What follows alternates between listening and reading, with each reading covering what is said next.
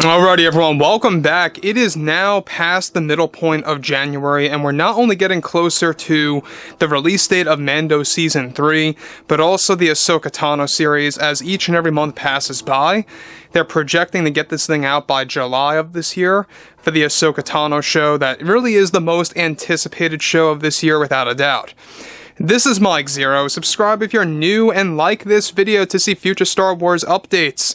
I'm also on Twitter at Mike01. I thank you all so very much for the great and kind support. Now that brings us to what Jon Favreau has been up to, what he's been teasing to the fans, how he's been hyping up the overall community, and exactly what's really going on behind the scenes over at Lucasfilm to really propel Star Wars in a brand new path. Now, we already know that a lot of fans today still remain divided, still have a lot of skepticism about the future of Star Wars, and that's perfectly fine. And let's face it, Jon and Dave, they're passionate creators and fans, and I think that's all you really need to have great content on the way.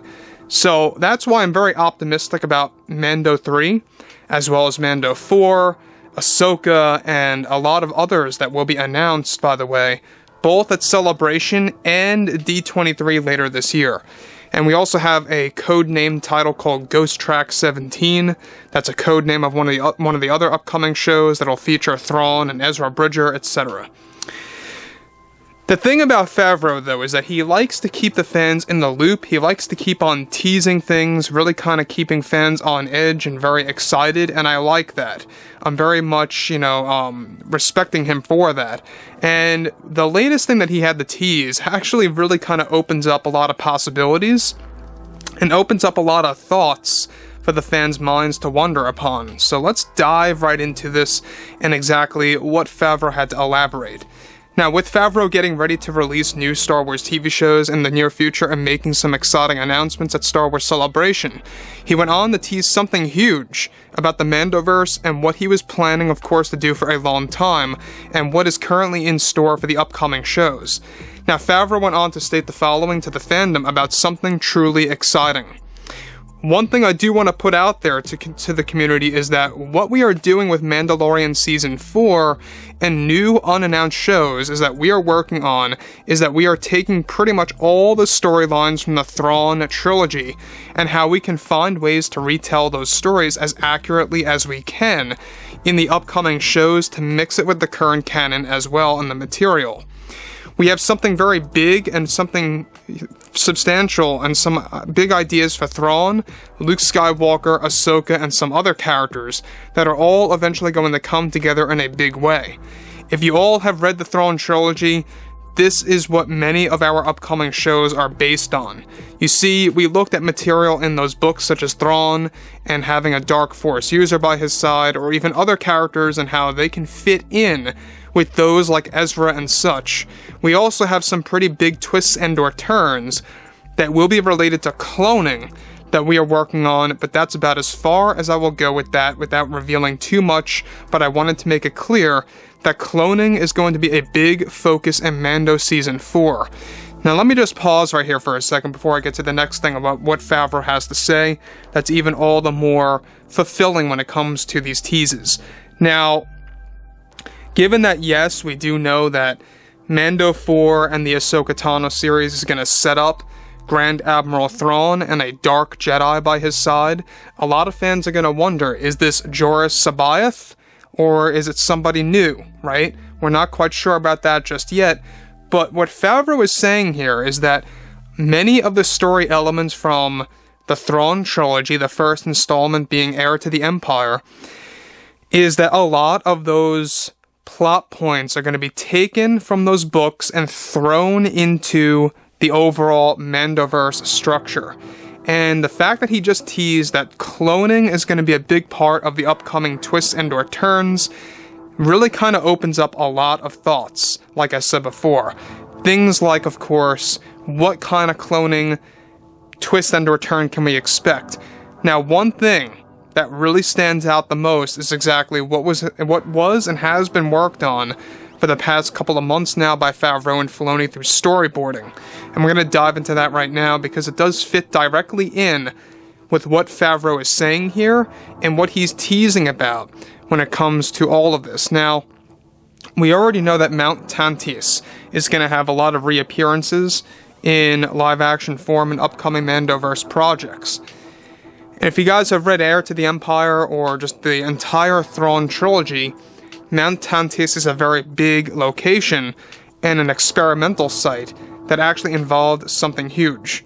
So let's dive into this further. Now, separate from what Favreau stated, one of the storyboards actually involved Luke Skywalker's severed hand inside of a glass tube filled with green liquid inside of some lab. Now, this is very big because if you guys know anything about the Thrawn trilogy, is that there is a moment in time in which Jorah Sabaoth, which basically is a clone of a dead Jedi, literally clones Luke Skywalker through the DNA structure of his hand. And in this scenario, you can see what Jon and Dave are doing, what they're slowly building up to, or at least loosely basing it off of. The fact that we have Luke's severed hand inside of Mount Tantiss in Mando Season 4, as well as how Favreau stated that cloning is going to be a big part of the twists and turns in the upcoming Star Wars TV shows, is also something substantial to look over. So that's another thing to really take note of, is that Favreau put it out there. He officially put it out there that cloning is going to have a lot to do with some of the major revelations on our way to witness in all these upcoming shows. Now, that really opens up the questions, right? Are we going to see a clone version of Luke, or are we going to see something else entirely new?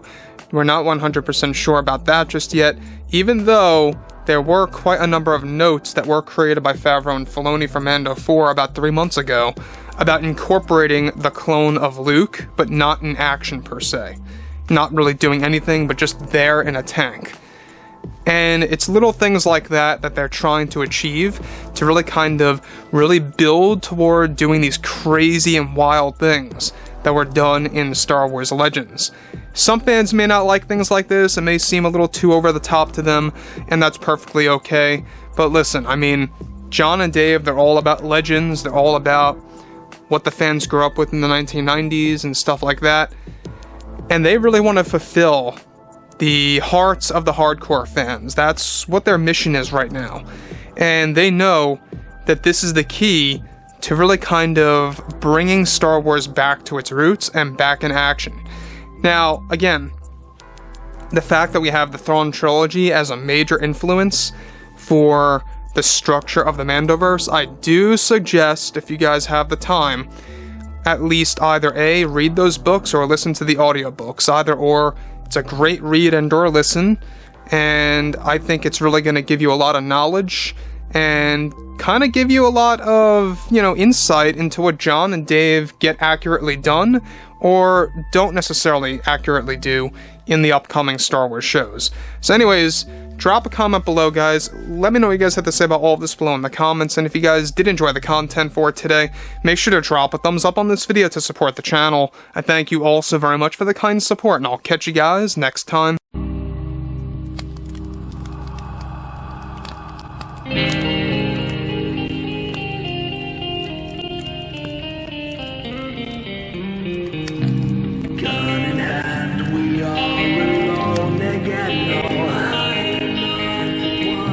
From night to moon.